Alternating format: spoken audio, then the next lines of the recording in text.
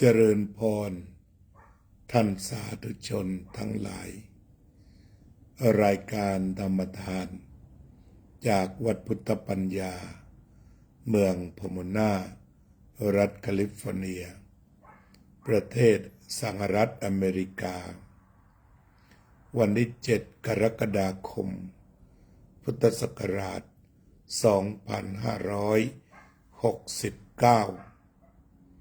มาพบกับท่านผู้ฟังท่านผู้ชมอีกครั้งหนึ่งวันนี้เป็นวันแรม8 ค่ำเดือน8 ต้น เดือนหน้าก็จะเป็น8 หลังพอมาถึง8 หลังก็จะเข้าพรรษาซึ่งตกประมาณวันที่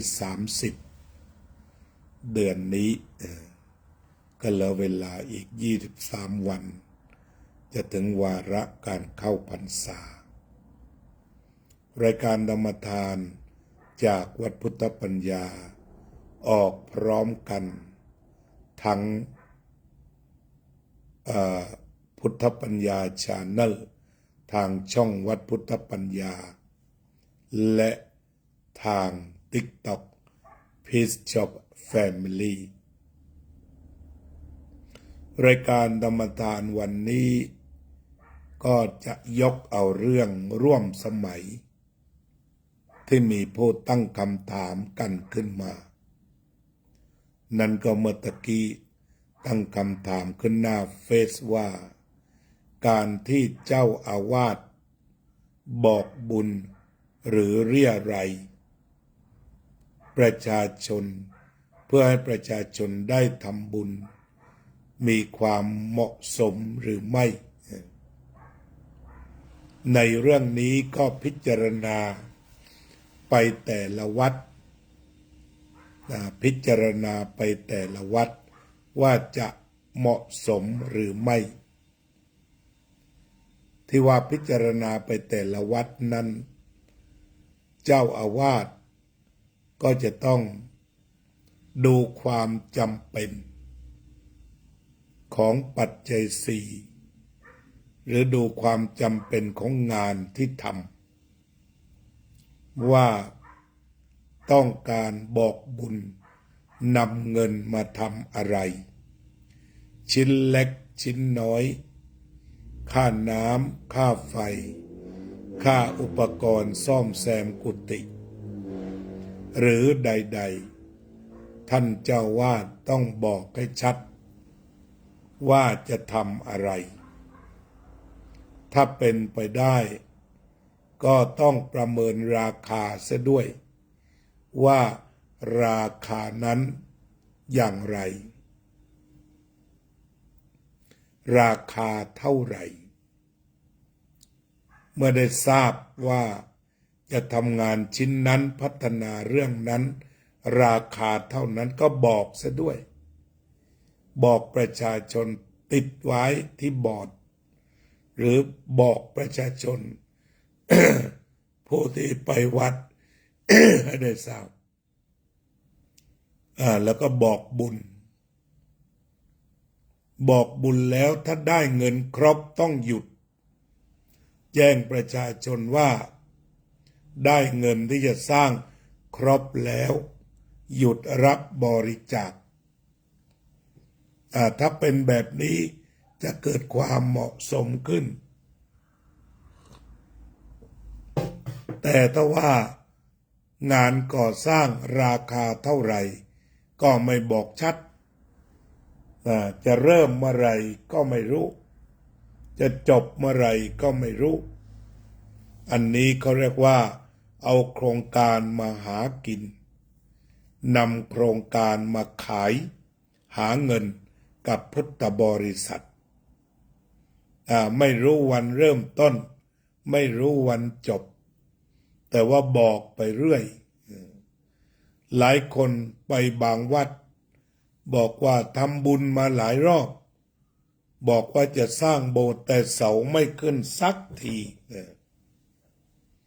จะสร้างกุฏิก็ไม่เห็นขึ้นสักที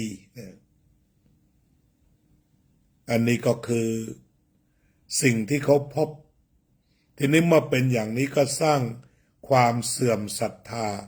ให้เกิดขึ้นกับประชาชนเรื่องของการเรี่ยไรนั้นมีตั้งแต่สมัยพุทธกาลสมัยนั้นพระพุทธเจ้าเสด็จสู่เมืองอาลวีนะ ไปกับพระมหาสาวกพระสารีบุตรด้วยเมื่อเสด็จไปถึงตอนเช้าออกบิณฑบาตก็ปรากฏว่าคนหนีหมดพอเห็นพระเดินไปคนวิ่งซ่อนวิ่งหลบไปหมดหลบกันไปทุกคนจนกระทั่งพระสารีบุตรท่านไปเจอเขาคนหนึ่งแล้วถามว่าทำไมที่นี่เจอพระแล้ววิ่งกันแบบเหมือนเจออะไรที่น่ากลัวเขาก็บอกว่าพระในเมืองนี้เรี่ยไรเยอะเดี๋ยวขออุปกรณ์การสร้างกุฏิขอข้าวขอน้ำขอของแห้งขอทุกอย่างเลยเขาเล่าว่าไม่เฉพาะเจอพระเท่านั้นปฏิเห็นงัวเดินมาไกลๆก็หนีแล้วเพราะคิดว่าพระสีจีวรมันคล้ายกันอันนี้สมัยอดีตมีมาแล้วมันเป็นตัวอย่างแต่แน่นอนที่สุดละบ้านวัดที่ก็ต้องพึ่งบ้านเลยก็ไม่พึ่งไม่ได้ปัจจัยสี่ทุกอย่างเนี่ยแต่ในการพึ่งพานั้นอย่าทำให้เป็นทุกข์อย่าทำให้เดือดร้อนพระพุทธเจ้าเลยตรัสว่าถ้าไปทำให้เดือดร้อนแบบนั้นเป็นการทำลายศรัทธาของประชาชนไม่เป็นที่ตั้งแห่งความศรัทธาไม่เป็นที่ตั้งแห่งความเลื่อมใสฉะนั้นก็จะฟันธงว่าไม่เรี่ยไรหรือว่าเรี่ยไรก็ปรึกษากันเองเพราะแต่ละวัดนั้นมีชุมชนอยู่มีสมาชิกวัดทุกวัดแหละเวลาจะทำอะไรก็ปรึกษาหารือกันให้โครงการที่จะทำนั้นมีความเหมาะสมเริ่มต้นได้แล้วก็จบได้ไม่นำโครงการนั้นมาหากินทำไปทำมาตังไม่เหลืออย่างนั้นแบบที่เคยเจอกันมาอันนั้นก็จะเป็นที่ตำหนิติฉินนินทาโลกวัชชะแต่ถ้าทำให้ชัดเจนโครงการนี้เท่าไหร่มีใครเป็นกรรมการบ้าง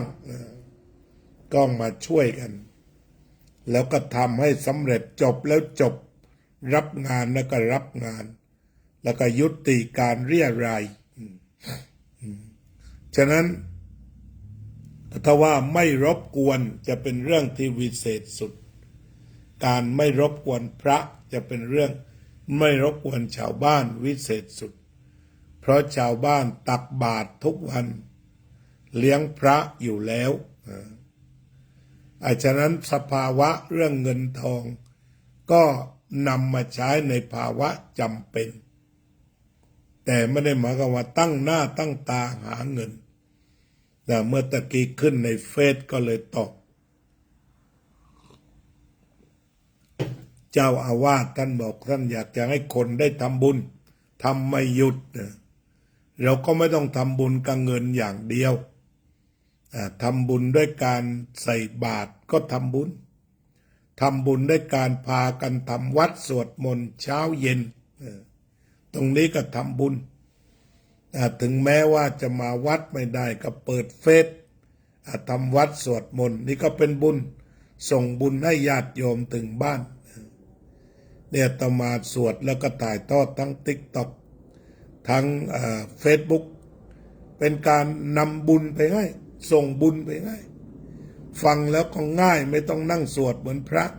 ยกมือไหว้ว่าสาธุอนุโมทนาก็ได้บุญทันทีนี่ก็เรียกว่าเป็นเรื่องของการทำบุญที่มีหลากหลายมาก บางทีก็มาช่วยทำกิจกรรมของวัดมีงานอะไรอย่าง4 of July ที่แล้วมาพองานเสร็จปุ๊บช่วยกันไม่ถึงชั่วโมงทั้งโต๊ะทั้งเก้าอี้ถ้วยจานเก็บเสร็จเรียบร้อยนี่คือธรรมะแสดงตนว่าทุกคนที่มาวัดมีธรรมะมีหัวใจมีน้ำจิตน้ำใจอีกแค่นี้ก็พอแล้วก็เห็นความรักความสามัคคีกันอันนั้นเรื่องที่วัดอาจจะต้องใช้เงินมากน้อยเพียงใดควรจะปรึกษาหารือกับกรรมการหรือคนมาวัดอย่าไปคิดว่าเจ้าอาวาสคิดอะไรคนเดียวแล้วเวลาหาตังไปหากับชาวบ้านบางวัดเจ้าอาวาสอวดดีไม่ปรึกษาชาวบ้านทำคนเดียวแต่เวลาเอาตังก็คือไปนำเงินจากชาวบ้านคือถ้ามีตังเองก็ว่าไปเถอะเผด็จการไปเลยแต่ถ้าว่ายังจะต้องพึ่งพาอาศัยก็ต้องปรึกษาหารือสามเณรลีโอจำได้แน่นอนสามเณรดีจำได้แน่นอนนี่ก็ปัญหาที่หนึ่งญาติโยมมีความเห็นกันยังไงทีนี้มาฝั่งญาติโยมก็จะต้องใช้วิจารณญาณอย่าใช้แบบว่าซื้อบุญมีอะไรก็จ่ายตัง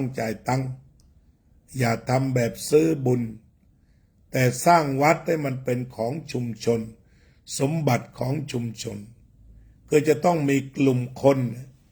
ที่เข้าไปดูแลวัดรวมทั้งเข้าไปปฏิบัติธรรมสำคัญก็คือจะต้องสร้างใจสร้างคนสร้างชุมชนสร้างวัดคือปฏิบัติธรรมก่อน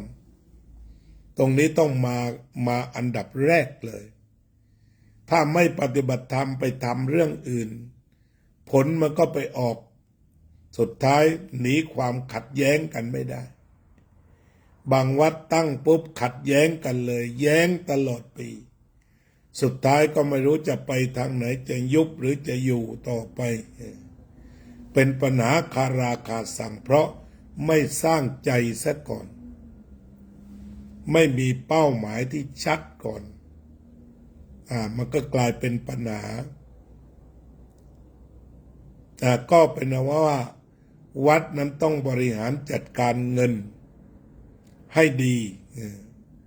วัดต้องบริหารจัดการเงินให้เหมาะให้ถูกทั้งรับทั้งจ่ายก็จะต้องโปร่งใสแล้วก็นำเงินที่ประชาชนทำบุญมาสร้างบุญให้เกิดอานิสงส์ขยายทุกบาททุกสตางค์อย่างคุ้มค่าเพราะประชาชนนั้นทำงานหนักกว่าจะได้แต่ละบาทแต่ละสตางค์อันนี้ก็เป็นเรื่องตอบปัญหาตามหน้าเฟซที่เขาปรารภมานะครับต่อมาก็คืออีกเรื่องหนึ่งเรื่องที่พระท่านตกลงมรณภาพ12 รูปนะก็ฟังบางข่าวสับบางข่าว12ก็เป็นว่าส่วนใหญ่ว่าหลงว่า12 รูปที่ท่านมรณภาพแล้วก็บาดเจ็บที่มรณภาพก็ได้รับพระบรมราชานุเคราะห์คือพระเจ้าแผ่นดินรัชกาลที่10พระองค์ทรงพระมหากรุณารับเป็นเจ้าภาพถ้าพูดภาษาธรรมดาแล้วก็ดูแลผู้ป่วยผู้บาดเจ็บทั้งหมดก็เรียกว่าพระธุดงค์ที่บาดเจ็บล้มตายคราวนี้ได้รับการดูแลอย่างดีจากพระเจ้าแผ่นดินและสมเด็จพระสังฆราชอันนี้ก็ถือว่าเป็นพระมหากรุณาธิคุณทั้งฝ่ายราชอาณาจักรและฝ่ายพุทธจักรร่วมมือกันบำบัดความทุกข์ของญาติมิตรของพุทธบริษัทโดยรวมทีนี้โลกสมัยใหม่คือโลกสื่อ เป็นโรคที่เรียกว่าเสรี แสดงความคิดเห็นเสรี 95% ของพุทธบริษัทมีสติ มีสัมปชัญญะ มีเมตตากรุณา สงสารเห็นใจ กล่าวธรรมสังเวชต่อการสูญเสียคราวนี้ เกิดความสลดใจ เกิดความกรุณา แต่ยังมีคนที่จิตใจหยาบอยู่สัก 4-5%มองกรณีนี้แบบชนิดที่เรียกว่าเหมือนหยาบคาย และบางทีก็ด่วนสรุป เกิดเหตุครั้งเดียวสรุป เช่นมีหลายคอมเมนต์ที่เรียกว่าพระไม่ควรมาเดินตามถนน อันนี้ก็มีหลายคอมเมนต์โดยให้เหตุผลต่างๆนานาในเชิงลบต่อการที่พระสงฆ์จะมาเดินธุดงค์แบบนั้น การธุดงค์เนี่ยแปลว่าการปฏิบัติขัดเกลาหลายคนเถียงว่าไม่ใช่ธุดงค์ก็สามารถใส่ธุดงค์ตรงตัวเข้าไปได้ เช่นมาเดินธุดงค์ฉันวันละมื้อก็เป็นธุดงค์แล้วมาเดินธุดงค์เวลารับบิณฑบาตเดินไปทางเดียวก็เป็นธุดงค์หรือว่ากลางคืนไปจำวัดกันกลางแจ้งพวกนี้ก็แล้วแต่ธุดงค์หรือว่าถือจีวรสำรับเดียวตลอดเวลานั้นนี่ก็เป็นเรื่องของธุดงค์ธุดงค์ก็คือการดำเนินชีวิตให้มันเรียบง่ายทำให้เกิดความเรียบง่ายเบาสบายเราจึงมีการนิยมซึ่งพระสงฆ์ก็เดินธุดงค์เราก็มีการนิยมเดินธุดงค์กันทีนี้หลายคนก็ไปโจมตีพระว่าไม่ได้เป็นการฝึกตนแต่ประการใดบางคนก็ว่าท่านรุนแรงว่าท่านเดินโชว์เดินหาแสงเดินหาเงินตรงนี้ก็ถือว่าเป็นข้อกล่าวหาที่หนักหน่วงสำหรับพระสงฆ์ซึ่งท่านก็ไม่ได้รู้ท่านไม่ได้อ่านแต่ว่าไปว่าท่านตรงนี้ก็พูดตามตรงคนว่าก็รับบาปไป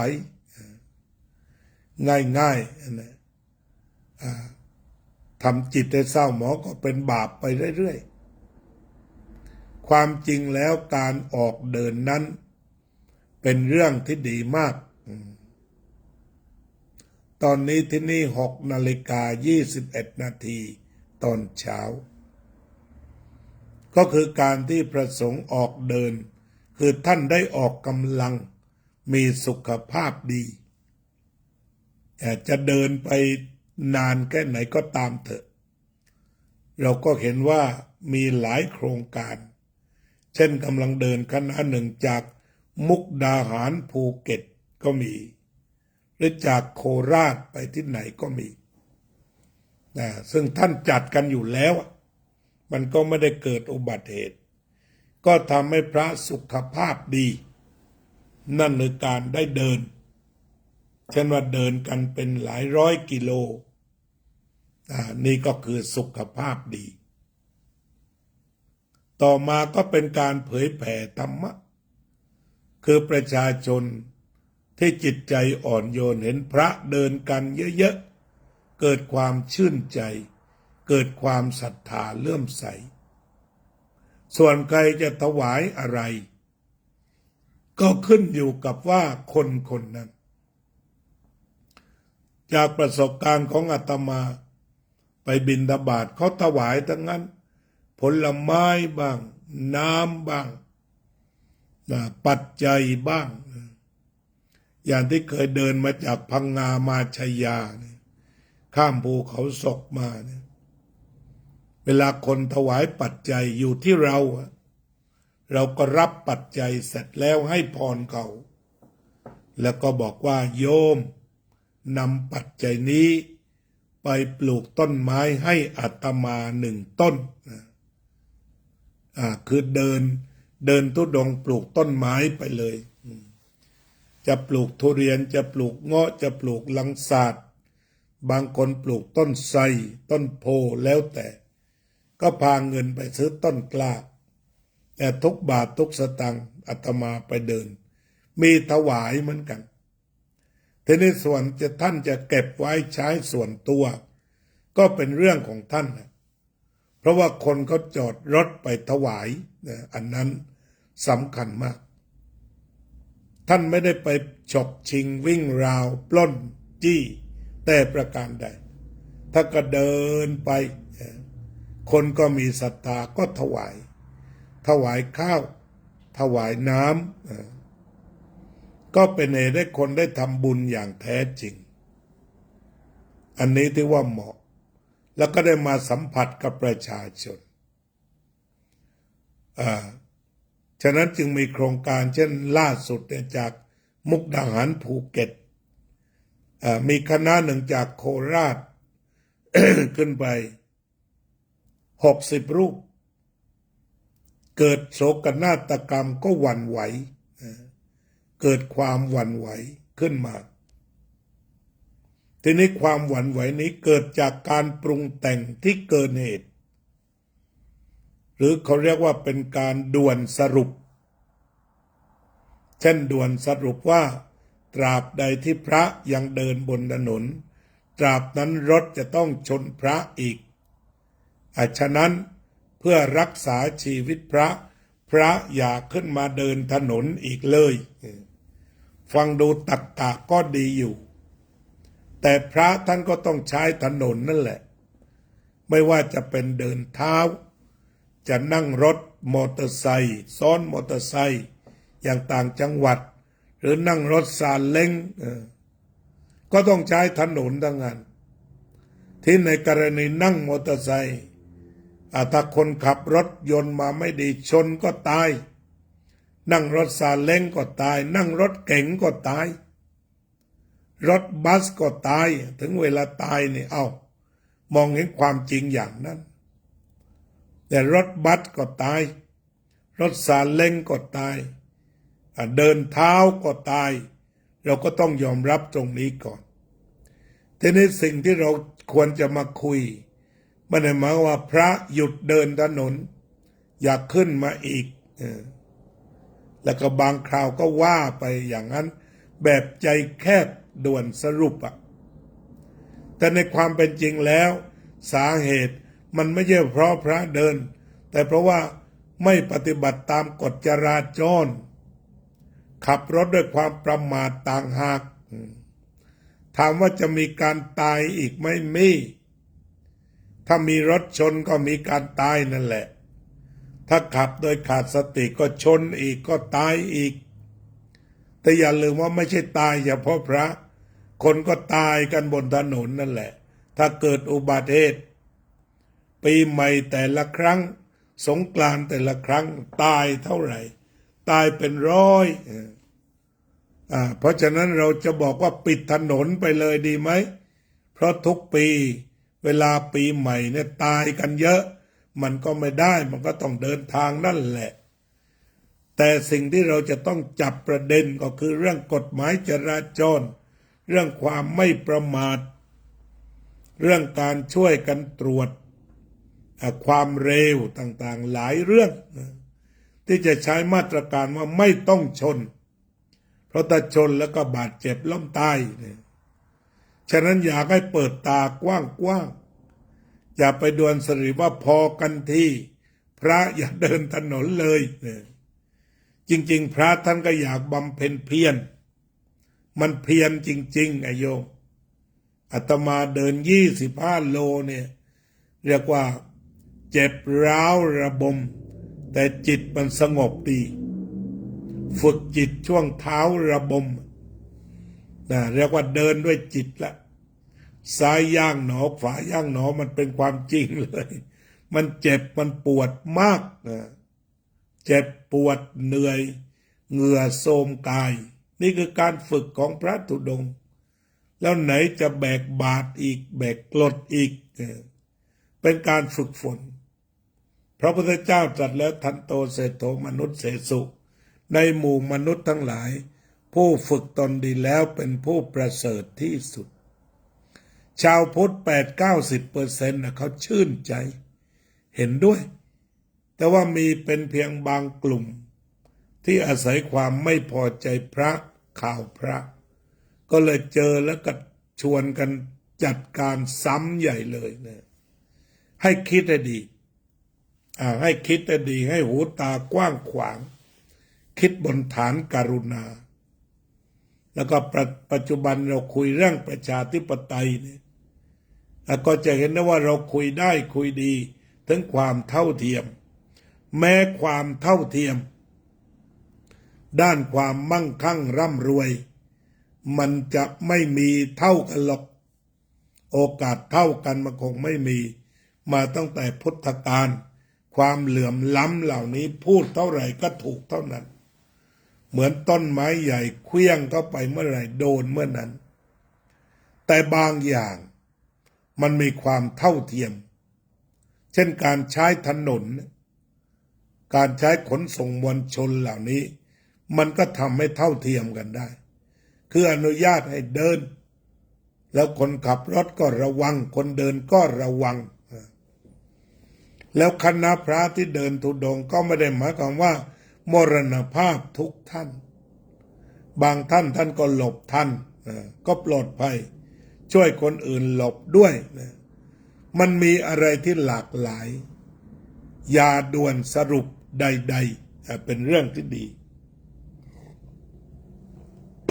อย่าไปริบถนนของพระท่านเลยท่านก็ต้องบิณฑบาตแหละหลายสายก็ต้องเดินบนถนนดำนี่แหละแต่ว่านั่นแหละเรามารณรงค์ระวังตรงนี้คือสูงสุดเลยมาคุยกันให้หนักไม่เมาแล้วก็สาเหตุอย่างเด็กที่ขับรถชนพระความเผลอเรอของท่านผู้ปกครองก็เกิดแล้วแล้วก็ต่อไปก็ดูแลเด็กให้ดีอย่าไปภูมิใจแปลกๆว่าเราให้เด็กเล็กๆมาขับรถอย่าตรงนี้ก็ให้เป็นบทเรียนให้โตซะก่อนสักอายุ18ก็ว่ากันไปตามกฎหมายแต่บางคนก็อวดเด็กอายุ11-12ขับรถเก๋งก็มีนี่ถ่ายคลิปมาอวดกันอย่าไปเข้าใจผิดทำได้แต่ว่าอย่าทำมันอันตรายถ้าอันตรายเกิดขึ้นแล้วมันจะเสียใจนั่นแหละฉะนั้นประเด็นมันไม่ได้อยู่ที่ว่าคนเดินถนนจะเป็นพระหรือจะเป็นประชาชนแต่ประเด็นอยู่ที่ว่าเราจะใช้จิตสำนึกทางธรรมะคือไม่ประมาทและเราจะใช้กฎหมายจราจรอย่างเคร่งครัดกันที่มันฝังอยู่ในจิตสำนึกเช่นเวลาเจอหมู่คนเด็กลูกเสือเดินทางไกลก็ดีเจอพระก็ดีเจอคนวิ่งอยู่ตอนเช้าตอนเย็นก็ดีชะลอให้หน่อยมีน้ำใจหน่อยชะลอความเร็วลงไปให้พอพ้นแถวนั้นทีนี้คนเห็นแก่ตัวบอกว่ามากีดเขาจะต้องรีบไปทำโน้นทำนี้อันนี้เราว่าเห็นแก่ตัวเป็นหลักแล้วแต่ถ้าเห็นแก่ผู้อื่นเมื่อเห็นเด็กเดินมาเป็นแถวเอาชะลอเครื่องลงอยู่ในฐานะที่ไม่ชนเจอพระเอาชะลอความเร็วลงไปอาตมาคิดว่ามันยังมีทางออกมากกว่าด่วนสรุปว่าพระอย่าขึ้นถนนตรงนี้ถ้าดูในระบบประชาธิปไตยแม้พระจะไม่เรียกร้องเลือกตั้งแต่ถนนก็ควรจะให้เดินกันบ้างคือพระโดนริดรอนสิทธิ์ไปหลายอย่างแหละแต่ว่าบางอย่างก็ยังให้อยู่เช่นต้องไปจับฉลากทหารฉะนั้นเรื่องบางเรื่องที่มันเสมอภาคกันได้ไม่เหลือบากกว่าแรงก็ปล่อยเถอะเช่นท่านมาเดินถนนกับญาติโยมเพียงแต่ว่าอย่าขับรถชนท่านเท่านั้นแหละ บอกโดยทั่วไปเวลาพระเดินก็ชะลอความเร็วลงไปหน่อยถ้าเดินเยอะๆแล้วพระเองที่ถูกฝึกขึ้นไปเดินธุดงค์ก็จะต้องมีสติมีความตื่นตัวว่องไวก้าวหน้าเสมอแล้วก็จุดที่เดินจะต้องคิดว่าปลอดภัยนอกจากมันมีอุบัติเหตุมาแบบนั้นก็เกิดขึ้นได้ถือว่าเป็นแรงกรรมแต่เราจะต้องป้องกันให้ถึงที่สุดเรื่องกรรมเก่านั้นไว้ไม้สุดท้ายเราก็ป้องกันที่สุดมีรถนำแล้วก็ลงให้มันไกลจากเขตรถวิ่งต่างๆเนี่ย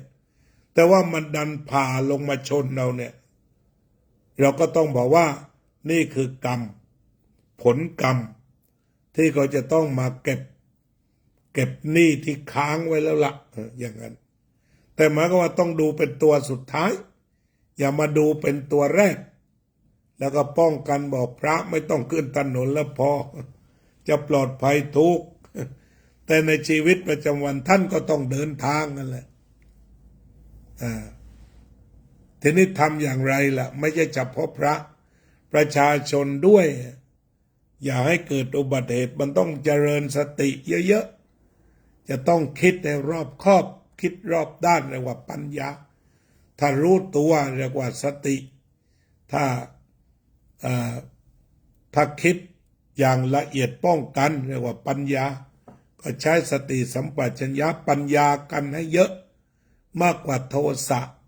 มากกว่าความเกลียดชังหรือมากกว่าความมักง่ายมากกว่าการด่วนสรุปคิดให้ละเอียดว่าถนนกับคนจะอยู่กันอย่างไรปลอดภัยอย่างตรงนี้ฉะนั้นเรื่องที่ต้องคุยกันมากที่สุดคือความปลอดภัยเอาให้มากที่สุดเท่าที่จะเป็นไปได้แต่วันนี้จึงขอนำเรื่องนี้มาพูดว่าคนคอมเมนต์อย่าอยู่เฉยๆแล้วหาบาปใส่ตัวควรจะคอมเมนต์กันในความเห็นอกเห็นใจมากกว่าแล้วก็ถ้ามีมาตรการอะไรที่แบบไม่ต้องหยุดเดินถนนเนี่ยที่ว่ามันดีเคารพการใช้เสรีภาพกันก็คุยกันมา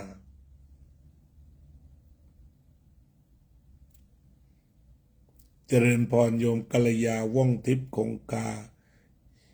โยมรมรวินจารุกุลศิลป์ทางนี้โยมบัวใจโยมจับใจโยมรังสรรค์โยมแหม่มเจริญพรเราก็จะปิดรายการธรรมทานด้วยการนั่งสมาธิกันก่อน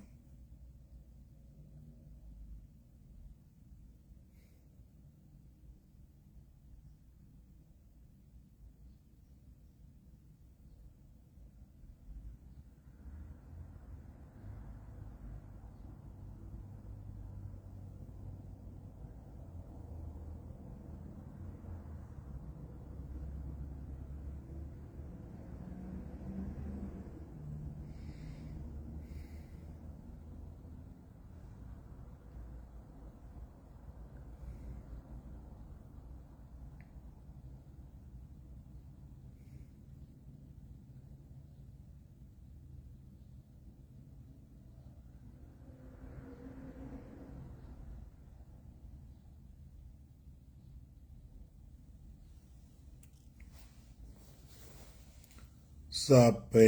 สัตตาสัตว์ทั้งหลายที่เป็นเพื่อนทุกข์เกิดแก่เจ็บตายด้วยกันทั้งหมดทั้งสิ้นอเวราโหนตุจงเป็นสุขเถิดอย่าได้มีเวรแก่กันและกันเลยอัปยาปัชชาโหนตุจงเป็นสุขเถิดอย่าได้พยาบาทเบียดเบียน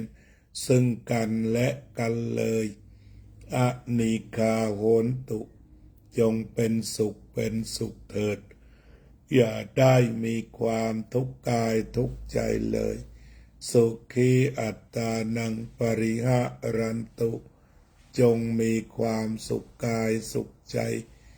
รักษาตนให้พ้นจากทุกข์ภัยทั้งสิ้นเถิดอภิวาทนาสีลิสสะนิจจังวุธาปจายโนจัตตารโอธรรมาวัฏันติ